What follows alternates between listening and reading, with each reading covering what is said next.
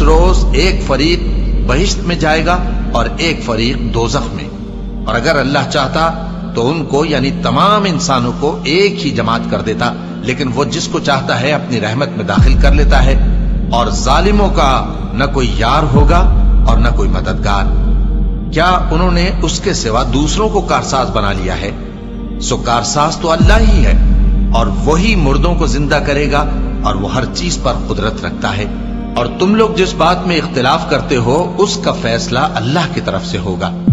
یہی اللہ میرا پروردگار ہے، میں اسی پر بھروسہ رکھتا ہوں اور اسی کی طرف رجوع کرتا ہوں۔ وہی ہے آسمانوں اور زمین کا پیدا کرنے والا، اسی نے تمہارے لیے تمہاری ہی جنس کے جوڑے بنائے اور چوپایوں کے بھی جوڑے بنائے۔ وہ اسی طرح تم کو پھیلاتا رہتا ہے، اس جیسی تو کوئی چیز نہیں، اور وہ سنتا ہے، دیکھتا ہے۔ آسمانوں اور زمین کی کنجیاں اسی کے پاس ہیں، وہ جس کے لیے چاہتا ہے رزق فراخ کر دیتا ہے اور جس کے لیے چاہتا ہے تنگ کر دیتا ہے۔ بے شک وہ ہر چیز سے واقف ہے۔ اس نے تمہارے لیے دین کا وہی رستہ مقرر کیا جس کے اختیار کرنے کا نوح کو حکم دیا تھا، اور جس کی اے نبی ہم نے تمہاری طرف وہی بھیجی ہے، اور جس کا ابراہیم اور موسیٰ اور عیسیٰ کو حکم دیا تھا، وہ یہ کہ دین کو قائم رکھنا اور اس میں پھوٹ نہ ڈالنا۔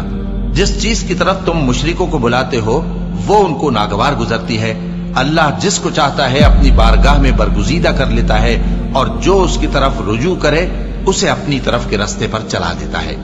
اور وہ لوگ جو الگ الگ ہو گئے تو علم حق آ چکنے کے بعد آپس کی ضد سے ہوئے، اور اگر تمہارے پروردگار کی طرف سے ایک وقت مقرر تک کے لیے بات نہ ٹھہر چکی ہوتی تو ان میں فیصلہ کر دیا جاتا، اور جو لوگ ان کے بعد اللہ کی کتاب کے وارث ہوئے وہ اس کی طرف سے بڑے بھاری شک میں ہیں۔ تو اے نبی اسی دین کی طرف لوگوں کو بلاتے رہنا، اور جیسا تم کو حکم ہوا ہے اسی پر قائم رہنا، اور ان کی خواہشوں کی پیروی نہ کرنا، اور کہہ دو کہ جو کتاب اللہ نے نازل فرمائی ہے میں اس پر ایمان رکھتا ہوں، اور مجھے حکم ہوا ہے کہ تم میں انصاف کروں۔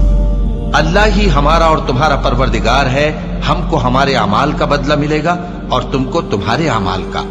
ہم میں اور تم میں کچھ بحث و تکرار نہیں، اللہ ہم سب کو اکٹھا کرے گا اور اسی کی طرف لوٹ کر جانا ہے۔